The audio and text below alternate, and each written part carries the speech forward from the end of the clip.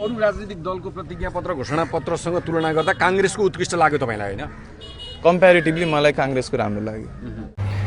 साथीहरू, यो मिरज ढुङ्गाना भाइ हजुरहरूलाई कस्तो लाग्छ? मलाई चाहिँ अलिकति स्वार्थी टाइपको, अलिकति डाडे टाइपको जस्तो लाग्यो साथीहरू। किन भन्नुहुन्छ भने मैले चाहिँ उहाँलाई चाहिँ जेनजीको लिडर मेनै होला, राम्रै होला जस्तो ठान्थेँ सुरुमा।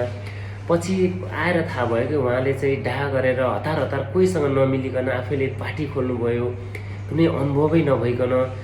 फेरि एउटा चाहिँ सुदन गुरुङ जस्तो अलिकति देशभक्त रहेछ है, जेनजीको लिडर मध्येमा सुदन गुरुङ चाहिँ अलिकति देशभक्त रहेछ है जस्तो लाग्यो मलाई।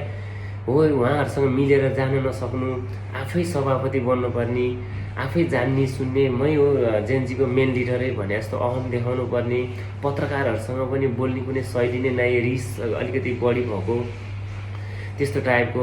अनि राष्ट्रिय स्वतन्त्र पार्टीसँग पनि गएर मिलेर काम गर्न नसक्ने, कमसेकम राष्ट्रिय स्वतन्त्र पार्टी 3 करोड जनताले मानेको पार्टी, अहिलेको पहिलो पार्टी जस्तै सबैको माया पाएको पार्टीसँग गएर मिल्न सक्नुहुन्न भने उहाँलाई के लिडर, जेनजीको लिडर भन्नु त नि।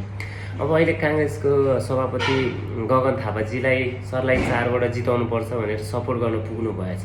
उहाँले नयाँ कुनै पनि पार्टी पाउनु भएन अरू गएर पुरानैसँग। फेरि हेर्नुहोस् न, कुरो कहाँ छ भने माओवादी, काङ्ग्रेस र एमालेको सरकार भएकै बेलामा त्यत्रो जेनजी मारिएको छ। जेनजीले चाहिँ त्यत्रो त्यहाँ आन्दोलन गर्नुपर्ने कारणै उनीहरूले गर्दाखेरि सिर्जना भएको हो, त्यही दुई पार्टीको कारणले। अहिले चाहिँ गएर त्यही पार्टीसँग मिसिन पर्ने कारण के छ त? यो रिस र डाबाट घमण्डमै हो यो।